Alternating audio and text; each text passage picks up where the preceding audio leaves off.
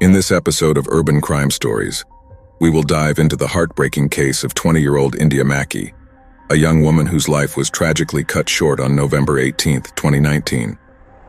India was not an ordinary 20-year-old. Unlike many others her age, she didn't just live her life privately. Instead, she shared glimpses of her world with people through live streams on the internet. These streams painted a picture of a life that seemed perfect, but behind the camera, things were quite different.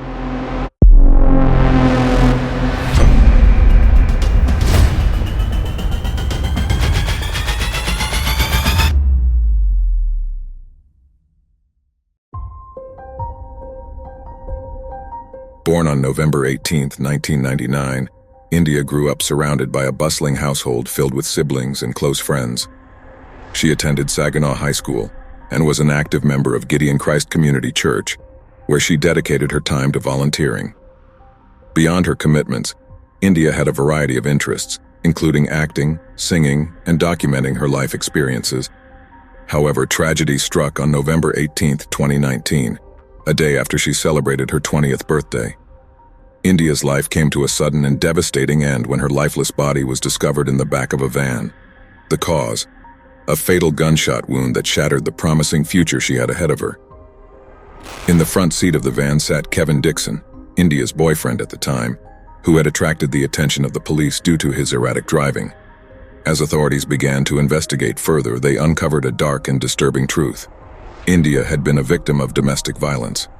The seemingly perfect relationship with Kevin crumbled, revealing a hidden reality of fear and abuse. The authorities descended upon the scene of India Mackey's tragic demise with a sense of urgency and determination.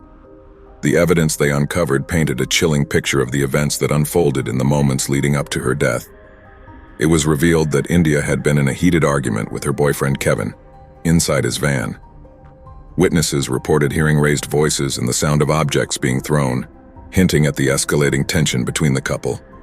Little did they know India was recording the confrontation on her phone, capturing the terrifying moments that would ultimately seal her fate.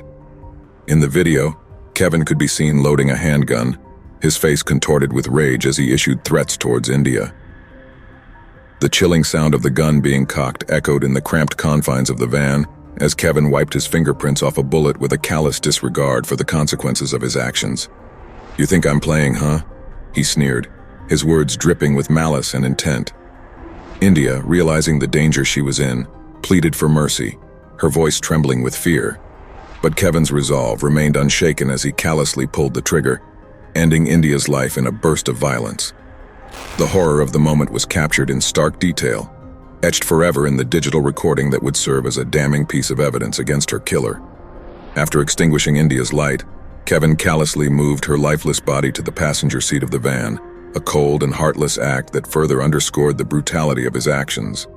With a callous disregard for the sanctity of human life, he then drove away from the scene of the crime, leaving behind a trail of devastation and heartbreak in his wake. The news of India's tragic death sent shockwaves through the community, leaving her family and friends reeling with grief and disbelief. India's mother received the heart-wrenching call from Kevin, delivering the devastating news of her daughter's untimely demise. The weight of her grief was palpable, a heavy burden that threatened to consume her in its entirety. As the investigation into India's murder unfolded, the evidence against Kevin continued to mount, painting a damning portrait of a man consumed by jealousy and rage. His actions on that fateful night were a stark reminder of the deadly consequences of domestic violence, a scourge that claimed far too many lives each year. Kevin Dixon was later arrested for first-degree murder, carrying a concealed weapon and felony firearm charges. In the courtroom, prosecution presented evidence against Kevin. The most compelling piece of evidence was a video that India had recorded just before her death. In the video, India could be seen pleading with Kevin, who was holding a gun. She looked scared, and Kevin seemed angry and threatening. It was a chilling moment that left everyone in the courtroom silent and horrified. Kevin eventually pleaded guilty to second-degree murder and possession of a firearm during the commission of a felony. He was later sentenced to 18 to 35 years in prison for the murder of India Mackey. After the shooting involving Dixon, his mother, Nikita Dixon, found herself in legal trouble too. Investigators reported she did two serious things: hiding the gun that was used in the shooting and tampering with evidence. This led to her being charged with accessory after the fact and tampering with evidence. However, when it came to facing the consequences, things turned out differently for her. Instead of facing jail time, Nikita Dixon chose to plead no contest to a smaller charge. As a result, she was sentenced to spend time on probation and to pay legal fees totaling to $1,500. Though the outcome brought closure to some, the pain of India's loss lingered in the hearts of her loved ones. But amidst the sadness, there was a sense of justice prevailing. India's memory would live on, serving as a reminder that violence is never acceptable and that those who commit such heinous acts will be held accountable. India's death was a big shock for many people, not just those who knew her in person, but also those who followed her online. She had a lot of fans who were sad to hear the tragic news. They remembered her as a happy and friendly person who made their days better with her posts. But her death also made people think about something important: domestic violence.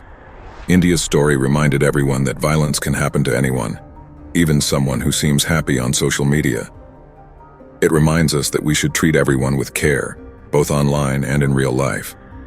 We should be ready to help if someone needs it, no matter how things might look on social media. Thank you for tuning into this episode. Please like, share, and subscribe, and hit the notification bell to be notified of future cases. You can also follow us on Facebook at Urban Crime Stories. Your support is greatly appreciated. Until next time, I will see you with another episode of Urban Crime Stories.